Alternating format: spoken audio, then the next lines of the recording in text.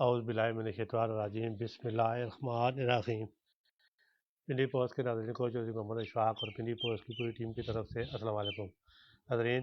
آج ہم بڑے اہم موضوع کے ساتھ آپ کی خدمت میں حاضر ہیں، کیونکہ عید الفطر بالکل قریب ہے اور وہ فطرانے اور فدیہ کے حوالے سے بہت سارے ایسے مسائل ہوتے ہیں جن کا عام لوگوں کو پتہ نہیں ہوتا ہے۔ تو آج اسی والے سے ہمارے ساتھ موجود ہیں خطہ پٹوار کے معروف عالم دین محترم قاری محمد سلیم چشتی صاحب، جو میں فطرانہ اور فدیہ کے حوالے سے درپیش مسائل جن کا آپ کو صحیح طریقے سے علم نہیں ہوتا ہے وہ اس حوالے سے میں بتائیں گے۔ محترم قاری سلیم چشتی صاحب، ہم آپ کو اپنے programme Pindi post live forum میں خوش آمدید کہتے ہیں۔ محترم، سب سے پہلے یہ بتائیں کہ اس مرتبہ صدقۃ الفطر کتنا ہوگا؟ بسم اللہ الرحمن الرحیم۔ سب سے پہلے سامعین کو میری طرف سے السلام علیکم ورحمۃ اللہ وبرکاتہ۔ جیسا کہ قرآن و حدیث کو مد نظر رکھتے ہوئے جس چیز کو فطرانے کے طور پر دیا جاتا ہے ان کو مد نظر رکھتے ہوئے 2.25 سے یہ صدقہ فطر جس کو کہتے ہیں، اس کی قیمت بنتی ہے 320 روپے۔ جی 320 اور یہ جی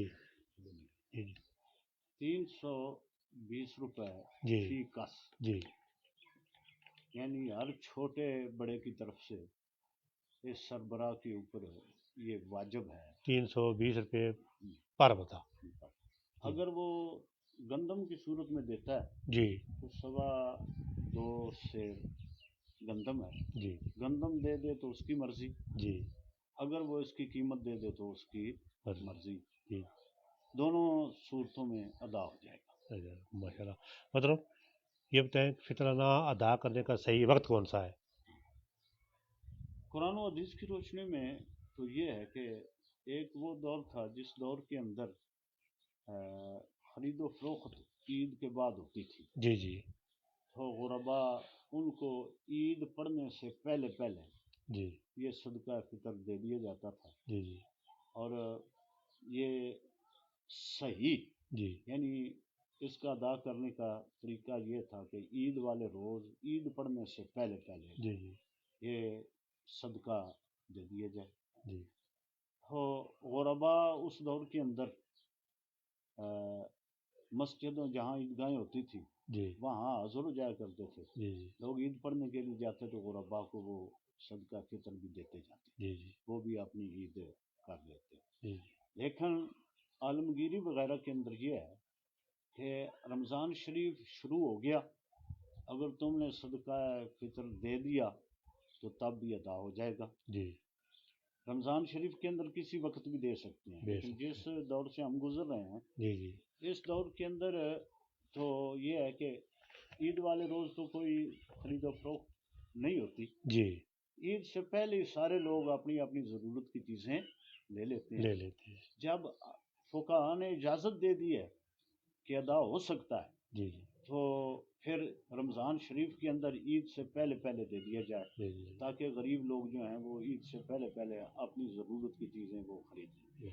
مطلب یہ بتائیں کہ فطرانہ کی اقسام کون کون سی ہیں؟ کیا صرف نقدی اور گندم کی صورت میں بھی دیا جا سکتا ہے یا کوئی اور چیز بھی ہے جو اس کے بدلے فطرانہ ادا ہو جاتا ہے؟ یہ تو ہمارے علاقے کے اندر یہ ہے نا جی کہ گندم دے دیں یا اس کی قیمت دے دیں۔ جی جی اگر کسی علاقے کے اندر کھجور ہوتی ہے جی تو وہ کھجور کی صورت میں بھی دے سکتا ہے، کہیں جوں ہیں وہ جوں کی صورت میں بھی دے سکتا ہے، کہیں کشمش ہے وہ اس کی صورت میں بھی دے سکتا ہے۔ ہاں، یہ کوئی ضروری نہیں کہ ایک ہی چیز جو ہے وہ اس کی دے دی جائے۔ مطلب فطرانہ کے مستحق جو اقدار ہیں وہ کون کون سے لوگ ہیں؟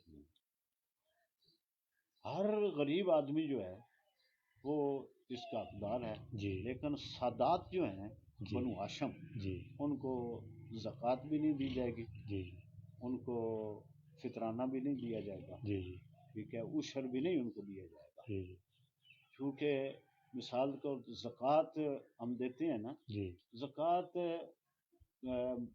مال کی میل کچیل ہے، تو اللہ تعالیٰ نے اپنے محبوب کی اولاد جو ہے اس کو اس میل کچیل سے بچایا ہوا ہے، اس لیے ان کو یہ صدقہ یا عشر یا نہیں، ان کو ویسے اپنے خالص مال میں سے ایک جیسے زکوٰۃ وغیرہ دی جائے، فطرانہ وغیرہ دیا جائے غریبوں کو۔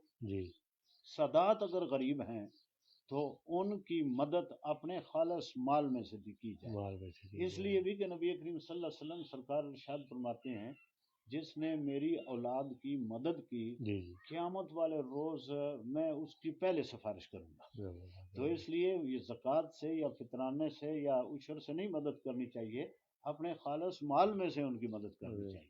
محترم قاری صاحب، اس کے ساتھ یہ بھی تھا کہ جو حقدار ہیں ان کے اندر غریب پہلے رشتہ دار جو ہیں ان کا حق بنتا ہے، اور اس کے ساتھ ساتھ اس چیز کا بھی بڑا اہتمام کرنا چاہیے کہ جسے آپ زکوٰۃ یا فطرانہ یا عشر دے رہے ہیں نا، دیکھا جائے کہ وہ نمازی چنا جائے، اچھا کہ غریب بھی ہو نمازی بھی ہو، تاکہ بے نماز کو تھوڑا سا دھچکا لگے، وہ بھی نماز پڑھے اور اسے پتہ ہو کہ نماز پڑھنے سے لوگ مدد بھی کرتے ہیں۔ اگر کوئی اتنا غریب ہے نماز نہیں پڑھتا تو آپ اس کو دینا چاہتے ہو، کم از کم اتنا تو آپ کہہ دینا بھائی آپ آئندہ نماز پڑھیں گے تو آپ کی آئندہ اور بھی مدد کی جائے گی، تاکہ اسے لالچ پیدا اور وہ نمازی بھی بنے۔ میرے نزدیک تو سب سے زیادہ زکوٰۃ کے حقدار، فطرانے کے حقدار، عشر کے حقدار وہ غریب طلباء ہیں جو مدرسوں کے اندر پڑھ رہے ہیں۔ اس لیے کہ مدرسوں کے اندر یہ ہم نے جو مدرسے بنائے ہوئے ہیں، ہمارے گرد و نواح میں بھی جتنے مدرسے ہیں ان کے اندر جا کر دیکھا جائے، پوچھا جائے تو اکثریت یعنی اگر 100 طالب علم ہے نا تو 80 سے 85 طالب علم وہ ہے جو بالکل غریب ہیں، کچھ یتیم ہیں، مسکین ہیں، ان کا گھر کا نظام بڑا مشکل چلتا ہے، اور وہ مدرسے کے اندر جو امیر لوگ ہیں تو بڑے بڑے کالجوں میں وہ داخل کراتے ہیں اپنے بچوں کو۔ تو اس کے اندر ایک فائدہ یہ ہوگا کہ وہ طالب علم کھانا کھائیں گے، نماز پڑھیں گے، قرآن پڑھیں گے، روزہ رکھیں گے، اور یہ ساری عبادت جو ہے اس کے عمال نامے میں چلی جائے گی جو لوگ ان کی خدمت کر رہے ہیں۔ بعض لوگوں کے ذہن کے اندر یہ شیطان کو وسوسے سے ڈال دیے ہیں، یہ مولویوں نے اپنے کھانے کا ڈھنگ بنایا ہے۔ یار دیکھو تو صحیح کہ حافظ بھی وہاں سے نکل رہے ہیں، علماء بھی وہاں سے نکل رہے ہیں، تمہاری مسجدوں کے اندر جتنے بھی علماء کرام ہیں یا حفاظ ہیں، ذرا پوچھو یہ کہاں سے پڑھ کر آئے ہیں؟ یہ گھر سے پڑھ کر آئے ہیں یا مدرسوں سے پڑھ کر آئے ہیں؟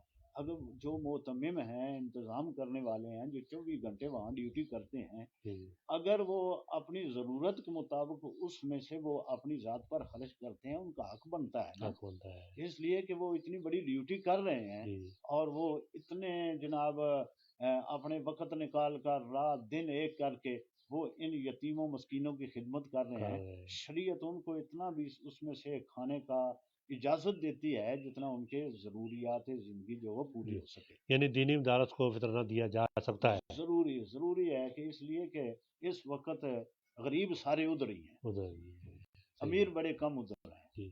امیروں کے ذہن کے اندر یہ ہے کہ مولوی بنے گا تو کیا کرے گا، مولوی کبھی ایک مسجد میں، کبھی دوسری میں، کبھی تیسری میں پڑھے گا، کہیں نوکر ہو جائے گا، تو سرکاری تنخواہ بھی ٹھیک ہوتی ہے، مولویوں کی کیا تنخواہ ہوتی ہے، یہ ذہن کے اندر بات شیطان نے فٹ کر دی ہے۔ اس لیے بڑے لوگ جو ہیں اپنی اولاد کو، حالانکہ بڑے لوگ بڑا کام کر سکتے ہیں، اس لیے جب ان کا بچہ حافظ قرآن عالم دین ہوگا تو اسے کوئی لالچ تنخواہ کی بھی نہیں ہوگی، وہ اس کا نظام گھر سے چل رہا ہوگا اور وہ دھڑلے کے ساتھ بیان کر سکے گا، حق کی بات کر سکے گا۔ غریب آدمی بیچارہ کسی مسجد کے اندر امام لگ جاتا ہے تو وہ پہلے دیکھتا رہتا ہے کوئی چودھری ناراض نہ ہو جائے، کوئی ملک ناراض نہ ہو جائے، کوئی کیانی صاحب ناراض نہ ہو جائیں، کوئی بڑے ناراض نہ ہو جائیں، وہ بڑی احتیاط سے گفتگو کرتے ہیں۔ تو جو امیر لوگوں کے جن کا تعلق امیر گھرانوں کے ساتھ ہوتا ہے نا، میں نے دیکھا جو علماء کرام امیر گھرانوں سے تعلق رکھتے ہیں نا، وہ منہ کے اوپر کھل کے بات کر دیتے ہیں۔ اللہ تعالیٰ سمجھ عطا فرمائے۔ مطلب یہ بتائیں کہ فطرانہ دینا کیوں اور کتنا ضروری ہے؟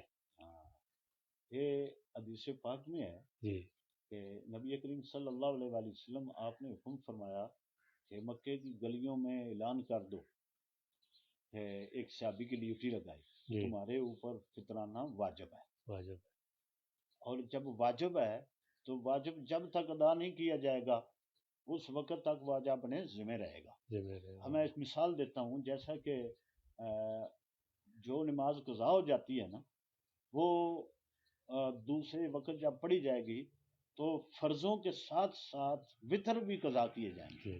وطر واجب ہے, فطرانہ بھی واجب ہے, عشر بھی واجب ہے, زکوٰۃ فرض ہے. تو واجب جو ہے جیسے عشاء کے وطر جب تک ادا نہیں کیے جائیں گے نا, جب بھی وہ موقع اسے ملے اس نے وہ ادا کرنے ہیں, جبکہ باقی سنتے نوافل وغیرہ وہ نہیں دہرائے جائیں گے, لیکن وطر دہرائے جائیں گے فرضوں کے ساتھ. اسی طریقے سے فطرانہ اتنا ضروری ہے کہ یہ واجب ہے, اور یہ جب تک ادا نہیں کیا جائے گا اس وقت تک یہ بندے کے ذمہ رہے گا. تو یہ کسی وقت بھی وہ جب حتیٰ کہ جو یہ فطرانہ اس کے جو فوائد ہیں اس کو صدقہ بھی کہتے ہیں, صدقہ فطر.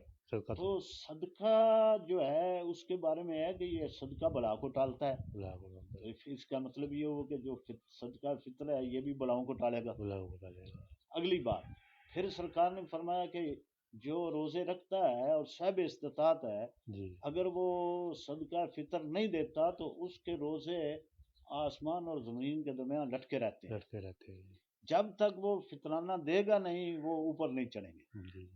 ٹھیک ہے, اس لیے بھی یہ صدقہ فطر یہ ہمارے لیے ضروری ہے جو صاحب استطاعت ہے. محترم یہ بتائیں کہ فدیہ کیا چیز ہے, فدیہ کا لفظی مطلب کیا ہے؟ قرآن پاک نے اس لفظ فدیہ کو استعمال کیا ہے. دوسرے پارے کے اندر جو آدمی روزہ نہیں رکھ سکتا اس کی چند وجوہات ہیں کس وجہ سے نہیں رکھ سکتا. ایک تو بیمار ہے شدید, وہ روزہ نہیں رکھ رہا, بیماری میں اضافہ ہوتا ہے. مسافر ہے, وہ سفر میں روزہ نہیں رکھ رہا. اچھا, شیخ فانی بوڑھا بہت جو روزہ نہیں رکھ سکتا. تو قرآن پاک کے اندر الفاظ ہیں ففدیۃ طعام مسکین. ففدیۃ فدیہ یعنی یہ گویا کہ روزے کا بدل ہے, روزے کا بدل ہے.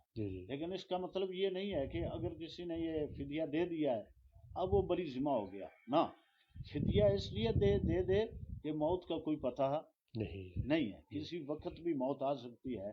تو اس نے اگر فدیہ دیا ہوا ہوگا تو یہ بدل ہو جائے گا.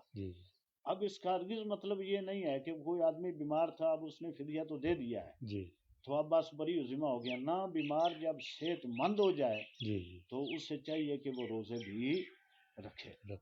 ٹھیک ہے نا, فدیہ بھی دے اور روزے بھی رکھے کہ روزہ اپنی جگہ کے اوپر ہے. اس کا ثواب جو ہے ایک روزہ بھی چھوٹ گیا تو قیامت تک وہ روزے رکھتا رہے تو وہ رمضان کے اس روزے جتنا ثواب نہیں پا سکتا. مطلب یہ بتائیں کہ فدیہ کون سے لوگوں پر واجب ہوتا ہے؟ ہاں, یہ بھی بڑا عام سوال ہے. فدیہ صاحب استطاعت لوگ ان پر واجب ہے. صاحب استطاعت کون ہے یہ اب بڑا یاد رکھنے کا مسئلہ ہے. صاحب ہر آدمی وہ صاحب استطاعت ہے کہ جس کے گھر کے اندر وہ سامان جو سامان اس کے روزانہ استعمال میں ہے, جو سامان روزانہ استعمال میں ہے اس کو نکال کر اس کے گھر کے اندر باقی جو سامان پڑا ہوا ہے اس کی قیمت 52.5 تولے چاندی کے برابر ہو جاتی ہے. اس سے جو ہی برابر ہو گئی اب وہ صاحب استطاعت گنا جائے گا شریعت. اس نے صدقہ فطر دینا ہوگا. ٹھیک ہے, یہ شریعت نے ایک کلیہ قاعدہ مقرر کر دیا ہے. ایک تو یہ ہے کہ جس طریقے زکوٰۃ جس طرح فرض ہوتی ہے نا, مثلا 7.5 تولے سونا ہو, 52.5 تولے چاندی ہو. ایک وہ وقت تھا جس وقت 20 دینار 200 درہم 52.5 تولے چاندی 7.5 تولے سونا یہ برابر تھے.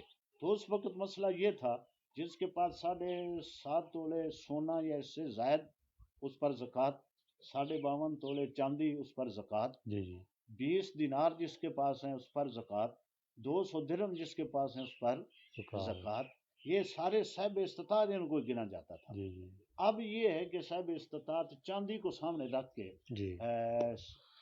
صاحب عالمگیری جو عالمگیری علماء کرام نے جو اکٹھے ہو کر اورنگزیب عالمگیر نے جو لکھوائی تھی، یہ فتاوی عالمگیری، جس کے اندر ہے کہ 52.5 تولے چاندی کی مالیت، اگر سامان اتنا ہے فالتو جو گھر کے اندر جو استعمال نہیں ہوتا روزانہ، اتنی مالیت کا ہو گیا ہے تو اس کے اوپر صدقہ فطر واجب ہے۔ مطلب جن لوگوں کو فطرانہ دیا جاتا ہے، کیا فدیہ بھی انہی لوگوں کو دیا جا سکتا ہے؟ ہاں، یہ طعام و مسکین قرآن پاک نے الفاظ بتا دیے نا، جی جی صاف الفاظ بتا دیے، مساکین جو ہے یہ ان کا حق ہے، اور میں نے یہ بتا دیا رشتہ دار غریب ان کو، درس کے طلباء کو، محلے کے غریب، گاؤں کے غریب، جو غریب ہیں جنہیں آپ دیکھتے ہیں آپ کی نظروں میں کہ ان کا والی وارث کوئی نہیں ہے، یتیم ہیں، ان کو کمانے والا کوئی نہیں ہے، کوئی بیوہ عورت ہے، اس کا سربراہ کوئی کمانے والا نہیں ہے، ہماری نظروں میں ہے، کئی بیچاری بیوہ عورتیں جو گھروں کے اندر کام کرتی ہیں جا کر، اور ہماری نظروں میں نظر آ رہی ہیں، ہم کبھی بھی یہ برداشت نہیں کرتے کہ ہماری بیوی کسی کے گھر میں جا کر برتن دھوئے، لیکن غربت جو ہے وہ اس کو سامنے رکھ کر اپنے بچوں کو پیٹ پالنے کے لیے وہ ہماری بہنیں، وہ ہماری مائیں لوگوں کے گھروں، امیر لوگ گھروں کے اندر وہ کام کرتی ہیں، ہمیں نظر آ رہی ہیں، یہ انہی کا حق ہے، انہی کو دینا چاہیے۔ حضرین، ہمارے ساتھ موجود تھے قاری محمد سلیم چشتی صاحب، جنہوں نے فطرانہ اور فدیہ کے حوالے سے درپیش مسائل سے بڑے اچھے طریقے سے آگاہی دی، اور مجھے یقین ہے کہ آپ لوگ ان کی گفتگو سن کر جو فطرانہ اور فدیہ کے حوالے سے جو مسائل آپ کے ذہنوں میں تھے وہ تقریباً وہ حل ہو چکے ہیں مسائل، اور آپ کو فطرانہ اور فدیہ کی ادائیگی کا صحیح علم ہو جائے گا۔ محترم قاری سلیم چشتی صاحب، آپ نے ہمیں وقت دیا، ہمارے سننے والوں کو بہت اہم مسائل کے حوالے سے گفتگو کی، بتایا، آپ کا بہت بہت شکریہ۔ ناظرین، اسی کے ساتھ آپ اجازت چاہیں گے، خدا حافظ۔